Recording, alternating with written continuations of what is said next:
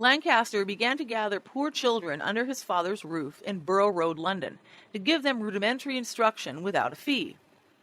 Word spread, and children emerged from every alley, dive, and garret, craving to learn. Soon 1,000 children were gathering in the street.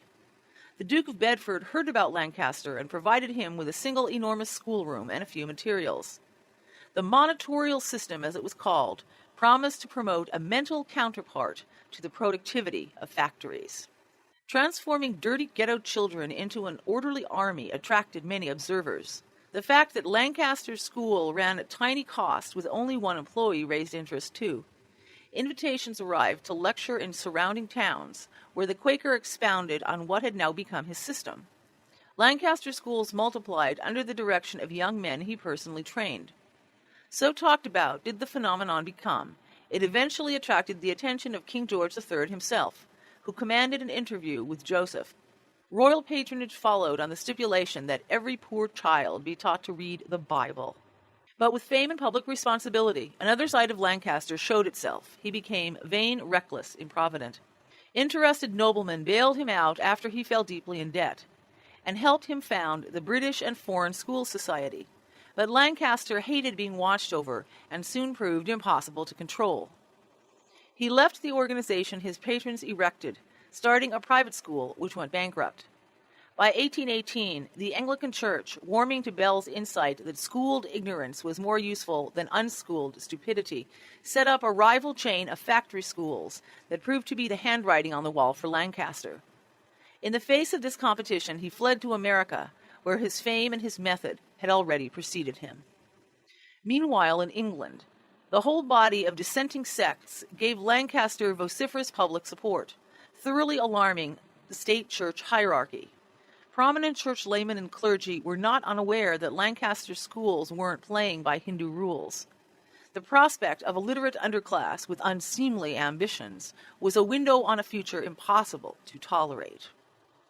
Bell had been recalled from his rectory in Dorset in 1807 to contest Lancaster's use of Hindu schooling. In 1811, he was named superintendent of an organization to oppose Lancaster's British and Foreign School Society, the National Society for Promoting the Education of the Poor in the Principles of the Established Church.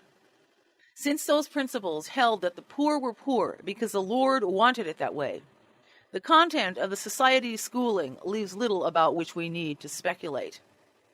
Bell was sent to plant his system in Presbyterian Scotland, while the patronage advantage of Bell's system schools contained and diminished the reach of Lancaster. For his services to the state, Bell was eventually buried in Westminster Abbey. At first, Lancaster was welcomed warmly in the United States, but his affection for children and his ability to awaken pride and ambition in his charges made him ultimately unacceptable to important patrons who were much more interested in spreading Bell's dumbed-down method without its Church of England baggage attached. Fortunately for their schemes, Lancaster grew even more shiftless, unmethodical, and incapable of sustained effort or principled action. In the remaining 20 years of his life, Lancaster ranged from Montreal to Caracas, disowned by Quakers for reasons I've been unable to discover. Once he declared it would be possible to teach illiterates to read fluently in 20 to 90 days, which is certainly true. At the age of 60, he was run over by a carriage in New York and died a few hours later. But while he died an outcast, his system outlived him, or at least his system bearing his name did, albeit more Bell's than Lancaster's. It accustomed an influential public to expect streets to be clear of the offspring of the poor, and to expenditures of tax money to accomplish this end. The first Lancaster school was opened in New York City in 1806. By 1829, the idea had spread to the Mexican state of Texas, with stops as far west as Cincinnati, Louisville, and Detroit. The governors of New York and Pennsylvania recommended general adoption to their legislatures. What exactly was a Lancaster school? Its essential features involved one large room stuffed with anywhere from 300 to 1,000 children under the direction of a single teacher. The children were seated in rows. The teacher was not there to teach, but to be a bystander and inspector. Students, ranked in a paramilitary hierarchy, did the actual teaching. What the master says should be done. When the pupils, as well as the schoolmaster, understand how to act and learn on the system, not the master's vague, discretionary, uncertain judgment, will be in practice. In common school, the authority of the master is personal, and the rod is his scepter. His absence is an immediate signal for confusion. But in a school conducted on my plan, when the master leaves the school, the business will go on as well in his absence as in his presence. Here, without forcing the matter, are modern pedagogus technologus, harbinger of future computerized instruction. In such a system, teachers and administrators are forbidden to depart from instructions elsewhere written. But while dumbing children down was the whole of the government school education in England, it was only part of the story in America, and a minor one until the 20th century.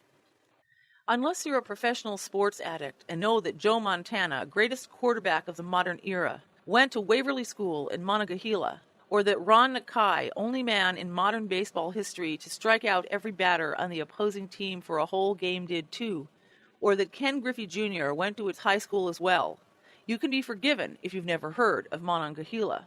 But once upon a time, at the beginning of our national history, Monongahela marked the forward edge of a new nation, a wilder West than the ever more familiar West became.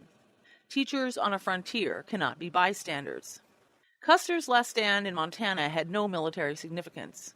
Braddock's last stand near Monongahela, on the other hand, changed American history forever, because it proved that the invincible British could be taken. And 21 years later, we did take them. An accomplishment the French and Spanish, their principal rivals, had been unable to do. Why that happened and what inspiration allowed crude colonials to succeed where powerful and polished nations could not is so tied up with Monongahela that I want to bring the moment back for you. It will make a useful reference point as we consider the problem of modern schooling. Without Braddock's defeat, we would never have had a successful American Revolution. Without getting rid of the British, the competence of ordinary people to educate themselves would never have had a fair test.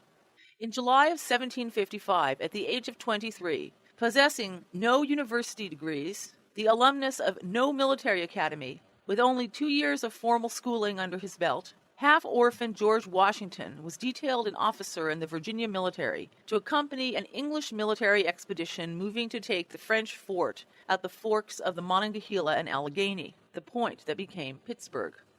His general, Edward Braddock, was an aristocrat commanding a well-equipped and disciplined force considerably superior to any possible resistance.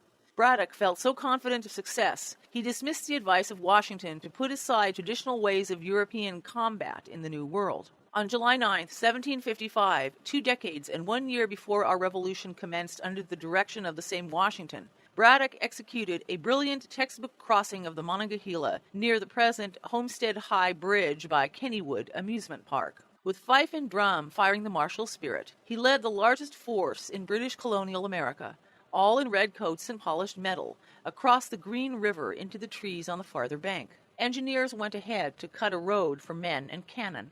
Suddenly, the advance guard was enveloped in smoke. It fell back in panic. The main body moved up to relieve, but the groups meeting, going in opposite directions, caused pandemonium. On both sides of the milling redcoats, woods crackled with hostile gunfire. No enemy could be seen, but soldiers were caught between waves of bullets fanning both flanks. Men dropped in bunches. Bleeding bodies formed hills of screaming flesh, accelerating the panic. Enter George, the Washington almost unknown to American schoolchildren. Making way to Braddock, he asked permission to engage the enemy wilderness fashion. Permission denied. Military theory held that allowing commands to emanate from inferiors was a precedent more dangerous than bullets. The British were too well trained to fight out of formation, too superbly schooled to adapt to the changing demands of the new situation. When my grandfather took me to the scene of that battle years after on the way to Kennywood, he muttered without explanation, "Goddamn bums couldn't think for themselves." Now I understand what he meant. The greatest military defeat the British ever suffered in North America before Saratoga was underway. Washington's horse was shot from under him, his coat ripped by bullets. Leaping onto a second horse, his hat was lifted from his head by gunfire, and the second horse went down. A legend was in the making on the Monongahela that day, passed to Britain, France, and the colonies by survivors of the battle. Mortally wounded, Braddock released his command. Washington led the retreat on his hands and knees, crawling through the twilight, dragging the dying Braddock, symbolic of the imminent death of British rule in America.